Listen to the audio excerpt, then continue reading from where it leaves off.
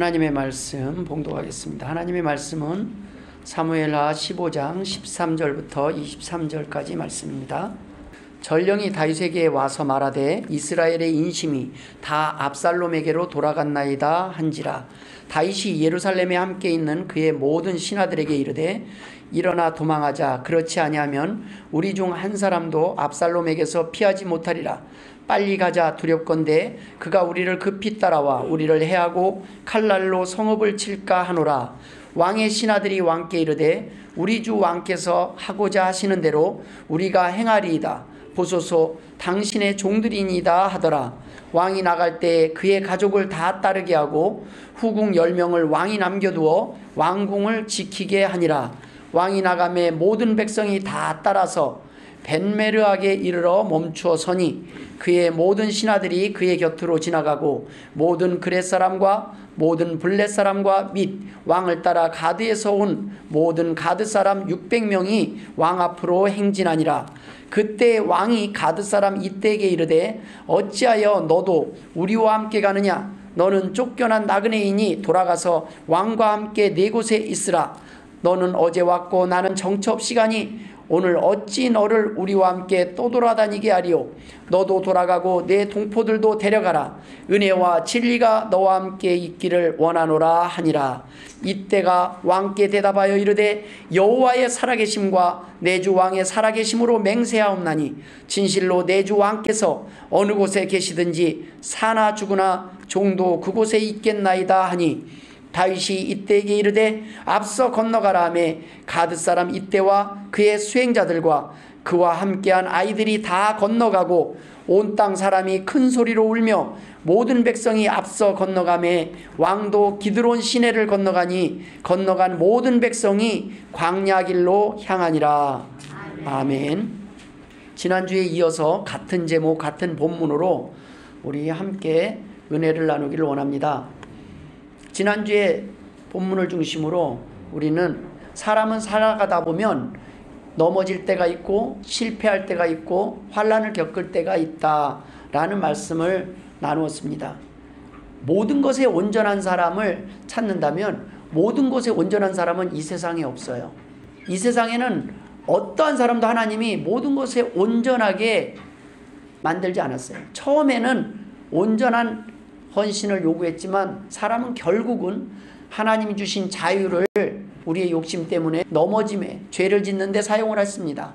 그러므로 인해서 우리가 인간은 지금도 죄성과 우리 안에 욕심으로 가득 차 있는 본성을 사실 숨길 수 없어요. 뭐 안 그런 것처럼 하고 있지만 우리가 조금 이제 그러한 삶을 내려놓고 하나님을 위해서 산다면 그것은 하나님께서 우리를 깨닫게 하시고 그래도 우리를 세워주시기 때문에 우리가 그나마 지금 사람다운 모습으로 앉아있는 것 뿐입니다.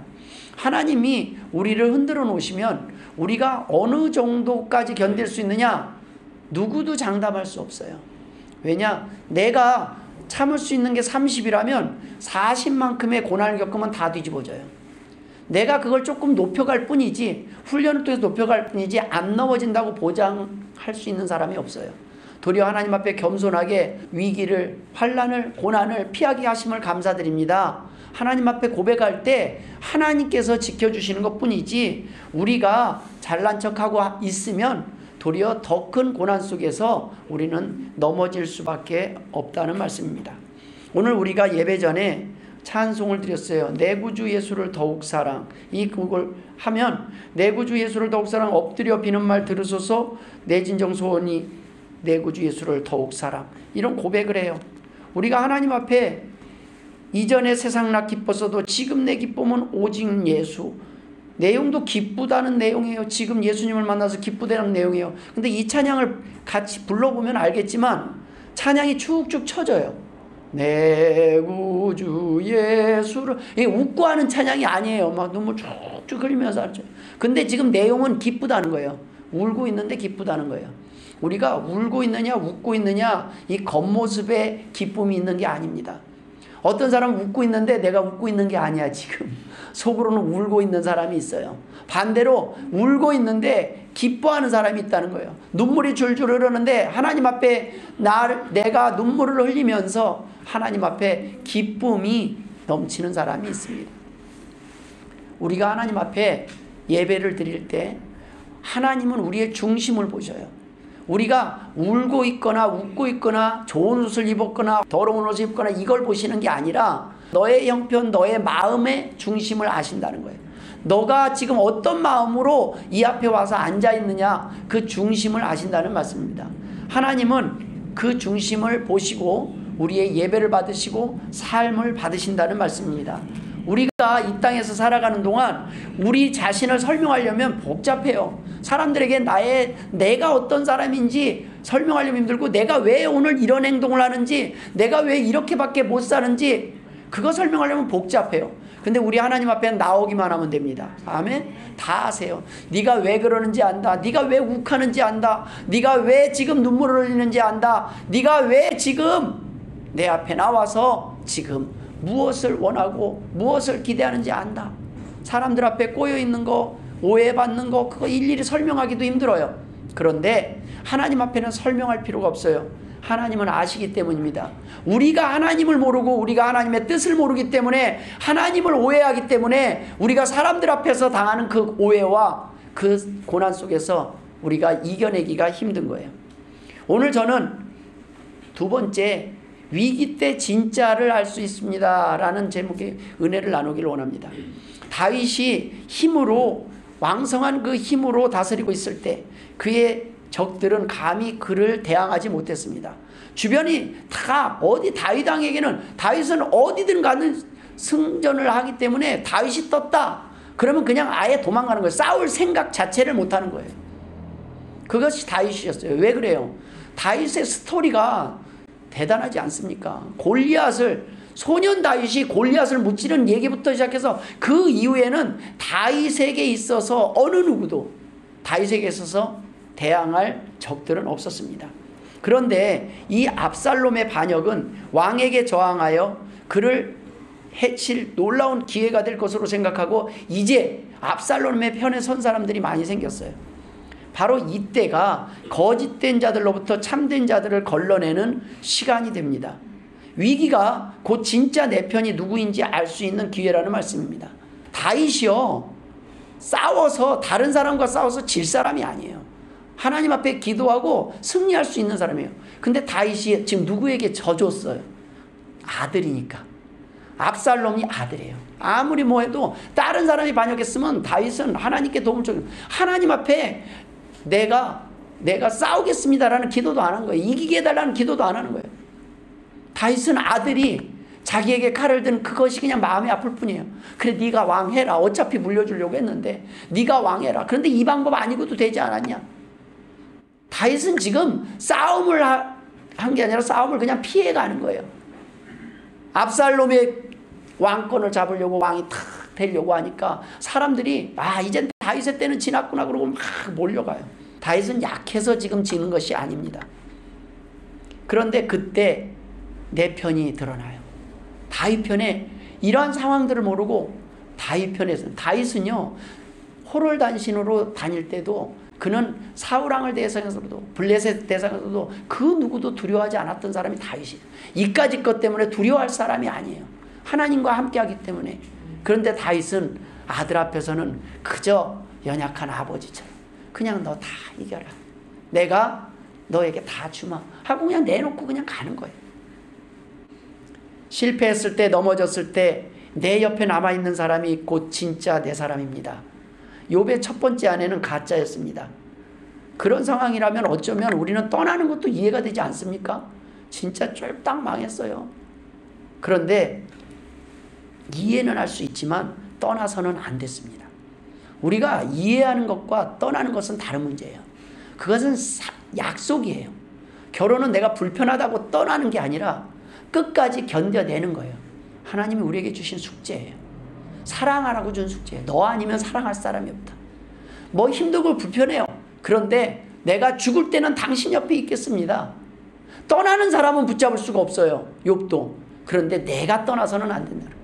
내가 포기해서는 안 된다는 거예요.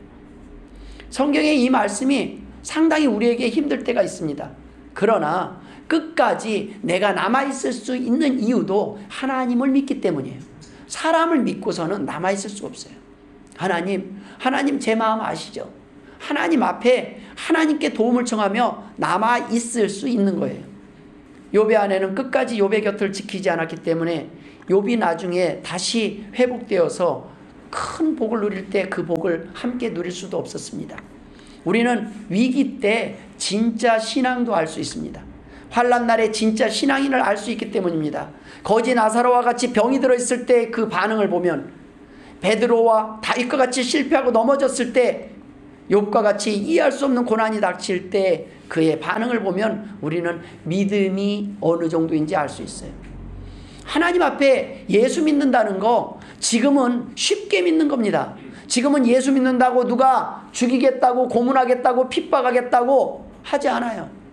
지금은 편하게 나와서 하나님의 은혜를 사모하며 말씀을 듣고 하나님의 자녀로서의 삶을 누릴 수 있는 이런 좋은 나라에 살고 있어요. 그런데 지금도 선교사님들이가 있는 나라는 예수를 믿으면요, 그 부모가 그냥 소리도 없이 그날 저녁에 죽여도 죄가 되지 않는 나라들이 있어요. 아직도 예수 믿으면 목숨 걸고 믿어야 되는 나라들이 있습니다. 그런데 우리는 얼마나 편하게 예수 믿는 겁니까? 예수님은 그러한 상황 속에서도 믿어야 될 그러한 귀한 분이에요. 존귀한 분이에요. 왜냐하면 목숨은 끊어가지만 우리의 영혼은 살리시는 분이기 때문입니다. 이 땅의 삶으로 끝나는 것이 아니에요. 그렇기 때문에 목숨을 걸고 예수 믿는 사람들이 있습니다. 다윗이 예루살렘을 떠나서 지금 망명하는 상황에 그 심정을 누구보다도 잘 알고 이해할 수 있었던 사람이 이때였습니다. 그는 망명자로 다윗의 밑에 왔어요. 다른 민족이었어요. 이방인이었어요. 그는 망명자의 삶이 어떤지 누구보다도 잘 알 수 있는 사람이었습니다. 망명자를 거두었던 다윗이 이제는 어떻게 됐습니까? 망명자의 신세가 됐어요. 또돌이의 신세가 됐어요. 사람은 언제 어떻게 될지 그 누구도 모릅니다. 내가 손가락질했던 사람이 그 상황이 내게 닥치지 않을 것이라고 생각하는 것은 교만입니다. 지금 좀 살만하다고 우리는 그 누구도 무시하거나 교만해서는 안 되는 이유가 거기에 있습니다. 이때와 함께 다윗을 선택한 사람들은 그의 망명의 시련 기간 동안에 다윗의 편에 서 있는 사람입니다.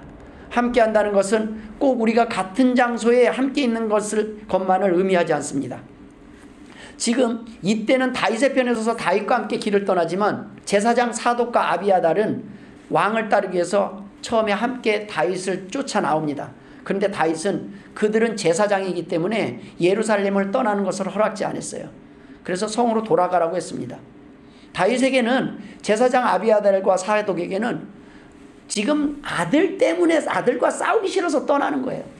그렇기 때문에 하나님께서 이스라엘 백성을 버리시지도 않을 것이고 제사장 아비아달과 사독을 지켜줄 걸 믿어요.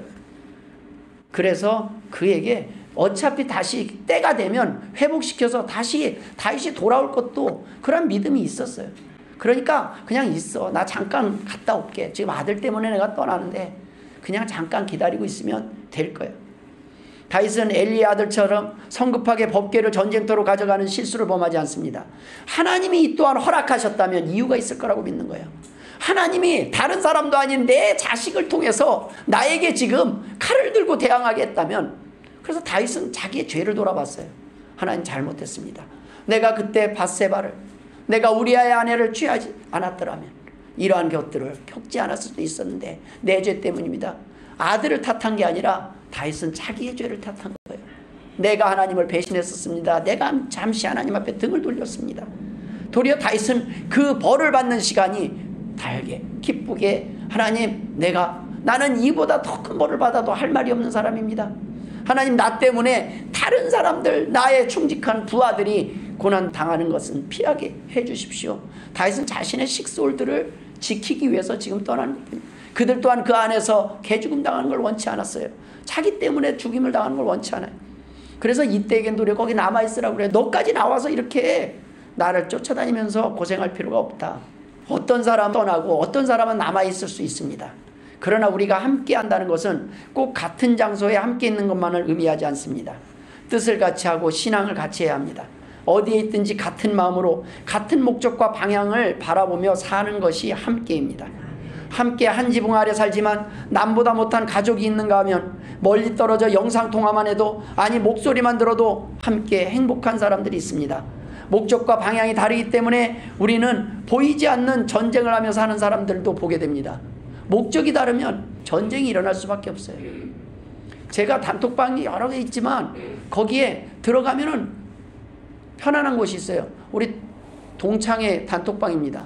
교회 음악과 동창들이 모여 있어요. 30년 40년 전 그 20대에 함께 공부하던 동창들이에요. 근데 거길 들어가면요, 교회 음악과 온 사람들 다 예수 믿는 사람 아니에요. 그들이 각기 흩어져서 여자들은 거의 다 사모고 남자는 거의 지휘자 아니면 목사예요. 그런데 다 같은 신앙 안에 있으니까 30년 전이나 지금이나 가끔 안부를 물어도 다 대화가 은혜스러워요.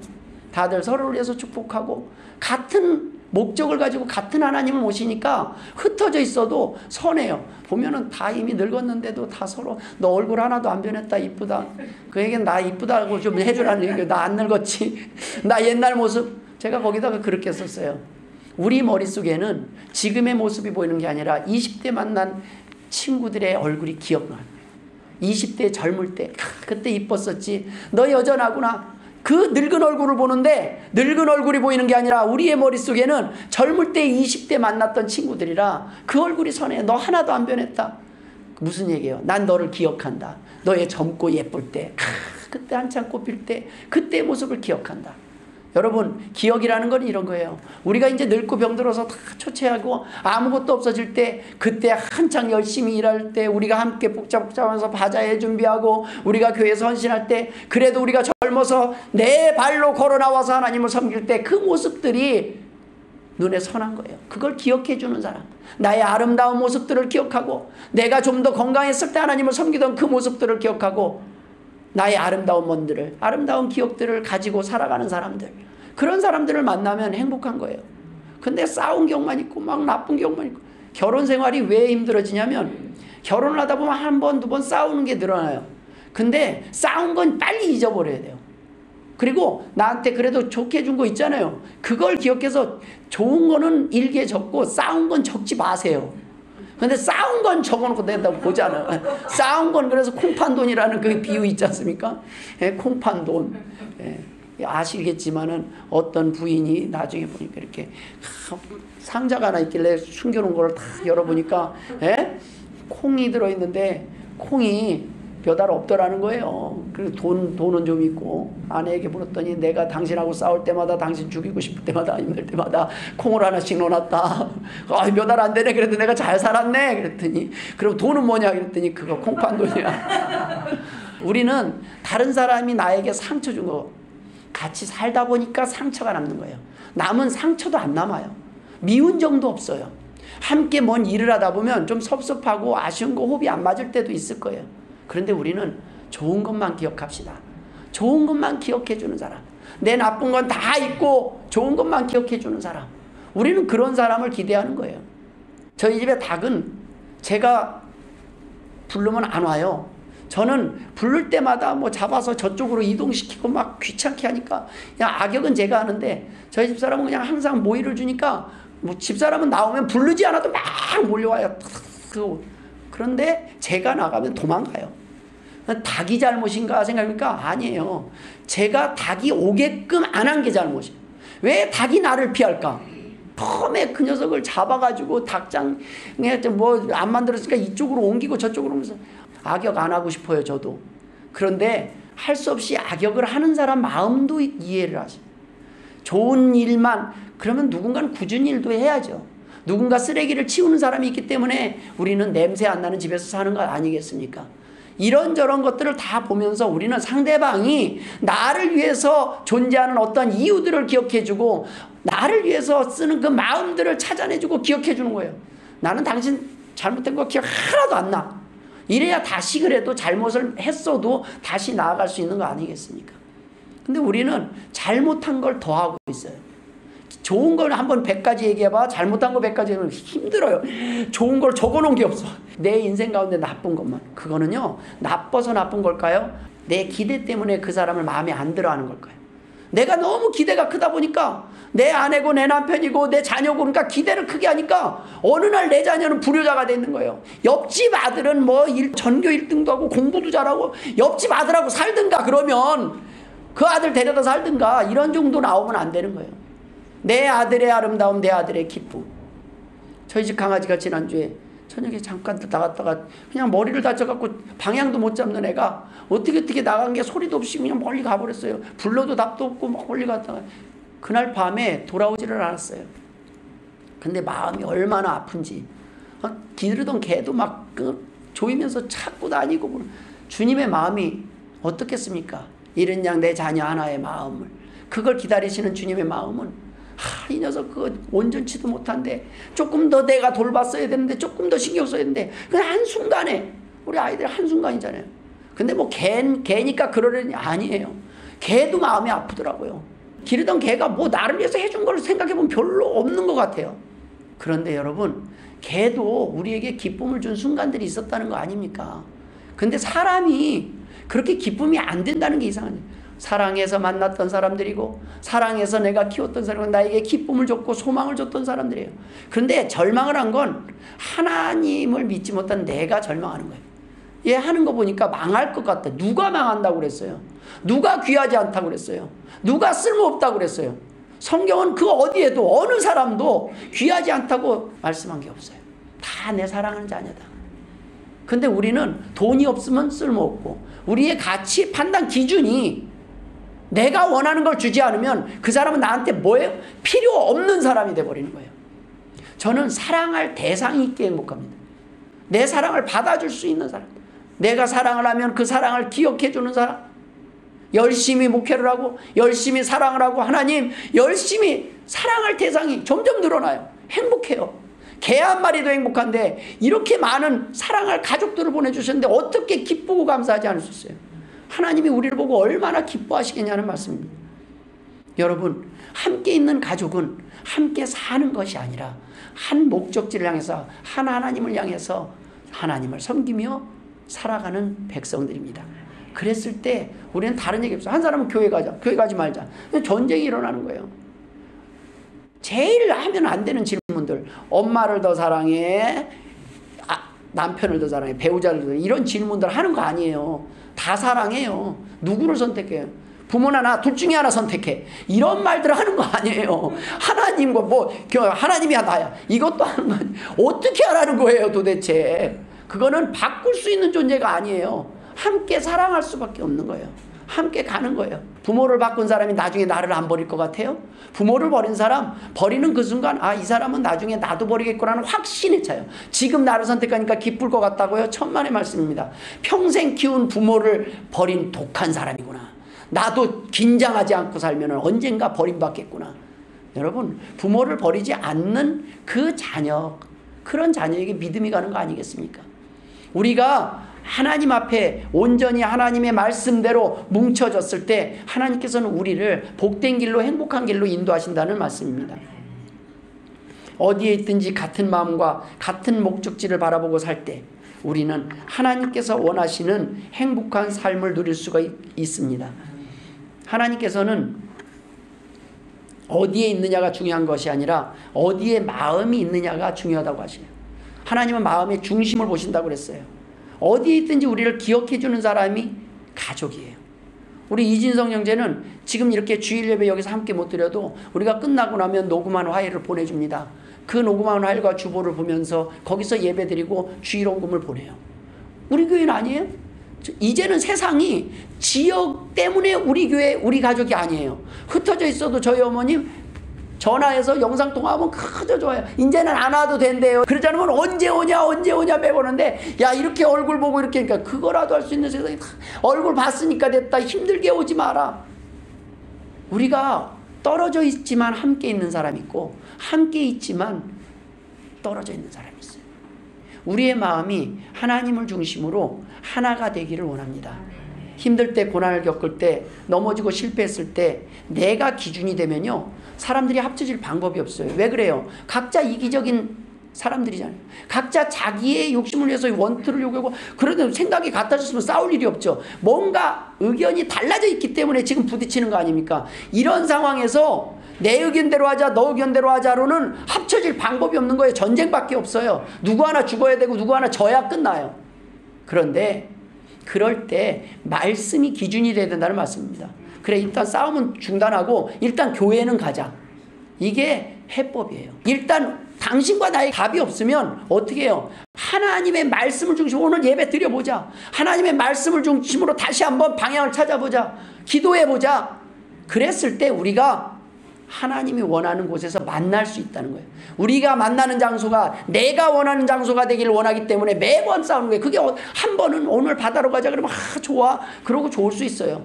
근데 그게 매번 의견이 같을 수가 없어요. 의견들이 계속 달라요. 생각이 달라요. 그럼 사람을 바꿔요? 못 바꿔요. 성격도 쉽지 않아요. 그럼 절망을 해요. 왜요? 내가 바꾸려고 하니까. 있는 모습 그대로 사랑을 해주는 거예요. 그 사람은 내가 사랑해 줄 사람이지 내가 바꿀 사람이 아니에요. 바꿀 수 있는 건 하나님밖에 없어요. 우리는 하나님 안에 말씀 안에 바뀌어가는 거예요. 하나님이 원하는 사람으로 바뀌어갈 때 어느 날 보니까 둘이 똑같은 모습으로 돼 있는 거예요. 왜요? 하나님이 원하는 모습으로 살다 보니까 둘이 똑같은 방향을 가고 있는 거예요. 목적지가 같아지고 방향이 같아지니까 둘이 다른 의견이 없어요. 그것이 행복한 삶입니다. 그런데 이쪽으로 가자 그러면 저쪽으로 가자. 왜요? 세상은 다 그래요. 밥 먹는 거 하나 갖고 이혼할 수 있어요. 메뉴 하나 정하지 못해갖고 고기를 먹자 아니면은 뭐 회를 먹자 이거 하나로 끝나는 거예요. 싸움이. 그런데 우리는 그 모든 것을 개인의 것들 다 내려놓고 하나님이 인도하시는 목적지와 하나님이 원하시는 그 방법대로 우리가 모여질 때 보니까 한 장소에 모여있는 거 아닙니까? 하나님 오늘도 말씀하여 주옵소서. 내가 어떻게 살기로 합니까? 내가 어떻게 사랑하기로 합니까?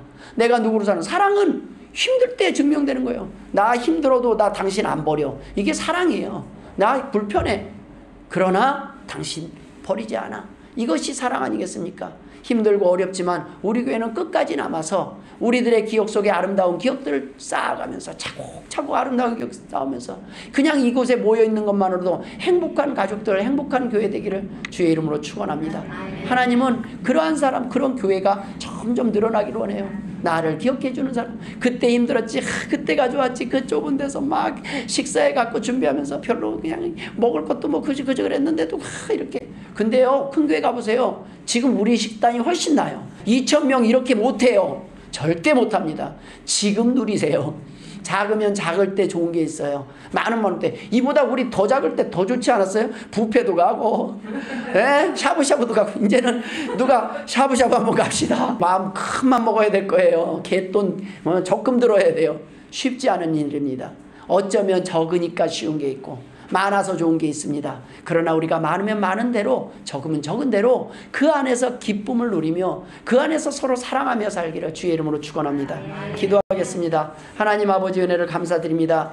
우리가 잘 나갈 때가 아니더라도 건강할 때가 아니더라도 약하고 힘들고 실패하고 넘어지고 연약한 모습에도 불구하고 사랑할 수 있도록 말씀으로 모이게 하심을 감사드립니다. 하나님을 나의 하나님으로 모시고 살아가는 주의 백성들에게 오늘도 주의 평안과 기쁨으로 가득 채워 주옵소서.